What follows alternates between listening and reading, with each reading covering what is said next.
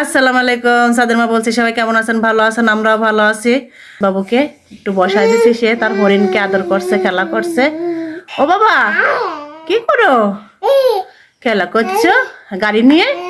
হ্যাঁ, এই যে হ্যাঁ পাখি খুব সুন্দর করে খেলা করছে সাদ বাবু। আজকে অনেক ঠান্ডা, অনেক বাতাস, এই জন্য আমি ঘরের সব জানলা দরজা বন্ধ করে এই যে সাদ বাবুকে ভিতরে রেখে দিছি। আজকে সাদ বাবুকে গোসল করাবো না। সাদ বাবুর একটু ঠান্ডা ঠান্ডা ভাব হয়েছে। এই যে সে এখন ওই যে কারণ সাদ বাবু হচ্ছে কটার দুধ খায়, আমি দুধটা গুলাই দিলাম। সাদ বাবু একটু খায়, এই যে ক্রিম নিয়ে, জিনিসপত্র নিয়ে, খেলনার জিনিসপত্র নিয়ে বসে বসে খেলা করছে। আজকে আর সাদ বাবুকে গোসল করাবো না। এখন সাদ বাবু ঠান্ডাটা একটু ভালোই হয়েছে ভিতরে, এই জন্য আজকে আমি সোয়েটারটাও খুলে নাই। সাদবাবু কোটার দুধ খাওয়ার কারণে বাথরুম অনেক শক্ত হয়, মাঝে মধ্যে অনেক কান্না করে। এই জন্য সাদবাবুর জন্য সাদবাবুর বাবা এই যে পিকো প্লাস ওষুধটা নিয়ে আসলো, আমি ওকে খাওয়াই দেবো। এটা খালি অনেক উপকার হয়, বাথরুমটা অনেক সুন্দর ক্লিয়ার হয়। ওই যে ওষুধগুলো নিয়ে সাদবাবু খেলা করছে। এই বাইরের দুধ যারা খায় তাদের এইরকম অনেক রকম সমস্যা, এই যে বের করতে পারছে। দিচ্ছি দিচ্ছি, দাও। কি হয়েছে বাবা? ওটা নিবা? ওটা তো ওষুধ, বাচ্চাদের নাগালের বাইরে রাখুন। কিন্তু ও কান্না করছে বলে যে একটু দিয়ে দিছি, আমি এখনই নিয়ে নেবো। আসলে বাচ্চারা একটু অসুস্থ হলে অনেক ঝামেলা করে, ও একটু একটু ঝামেলা করছে। এই যে ওষুধ, আমি ওষুধ খাওয়ানোর জন্য নিয়ে আসি, আর সাদবাবু ওষুধ নিয়ে যে খেলা করছে। ওর থেকে আমি এখনই নিয়ে নেবো।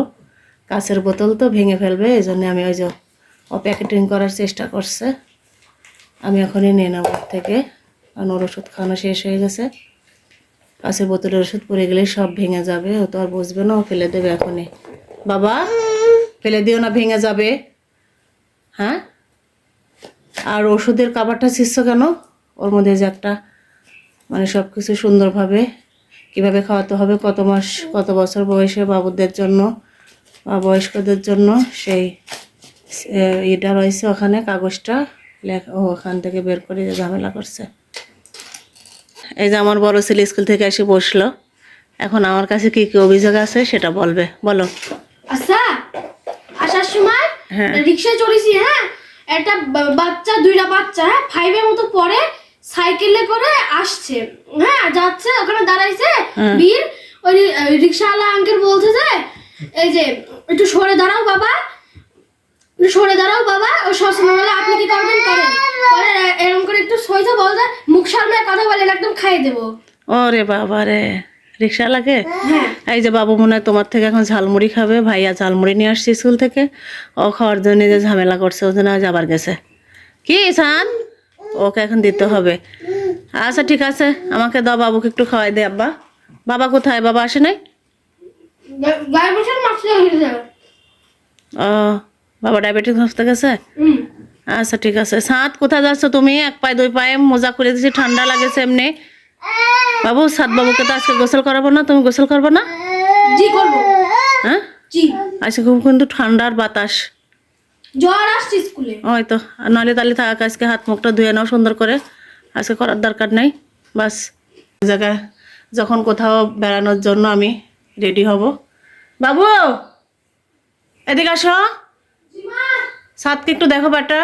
আমি যখন বাইরে কোথাও ঘুরতে যাই, এই যে সাদবাবুর অনেক কিছু নিতে হয়। সাদবাবুর দুধ নিতে হয়, এই যে গরম পানি নিতে হয়, ফিডার, পানির পট, সব কিছু নিয়ে যেতে হয়। এই জন্য আমি সব সময় এখন ভাবছি যে আমরা যা খাবো সাদবাবু সেটাকে আস্তে আস্তে করে খাওয়ানো অভ্যাস করব, যাতে কোথাও যায় ওর কষ্ট না হয়।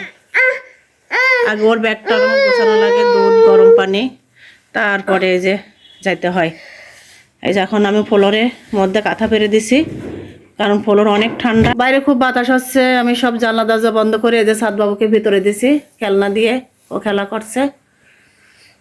এই যে হাইটে বেড়াচ্ছে, আর সব কিছু আসলে ছোট বাচ্চারা যা করে সব কিছু পেরে নিয়ে যায়, এলোমেলো করছে। বাবু বাইরে যাবা না, সাদ এদিকে আসো। ওই যে দরজা খোলা দেখেছে, এখন ওখান দিয়ে চলে যাচ্ছে। যাবা না? মেও আছে বাবা, ওঠো। শিয়াল আছে, শিয়াল শিয়াল। ও যখন হাঁটে যেতে পারছে না, মানে আগাচ্ছে না, ও তখন আবার হামাগুড়ি দিয়ে অনেক দ্রুত চলে যাচ্ছে। এই যে হাঁটে না যায়, এই যে ভাইয়ের কাছে হামাগুড়ি দিয়ে চলে গেল। ভাই কি খাচ্ছে আবার সেটা নেবে। ভাইয়ের সাথে অনেক মিল। ভাই ছোট ভাই, আমার বড় ছেলে ছোট ভাইকে অনেক ভালোবাসে, অনেক আদর করে। এই যে স্কুল থেকে আসে, ড্রেস খোলা নাই, কোনো কিছু করা নাই, মোজাটা পর্যন্ত খোলেনি। ওই যে ভাইয়ের সঙ্গে খেলা করছে। ও যেটা খাচ্ছে ভাই সেটা খাবে। সাদের বড় ভাই বড়ই খাচ্ছে। এখন সাদের তো ঠান্ডা লাগছে, সাদের বড়ই দেওয়া যাবে না, তার জন্য যে সাদবাবু কি করলো, সোফা থেকে কুসুমটা নিয়ে ঠাস করে যে নিচে ফেলে দিল।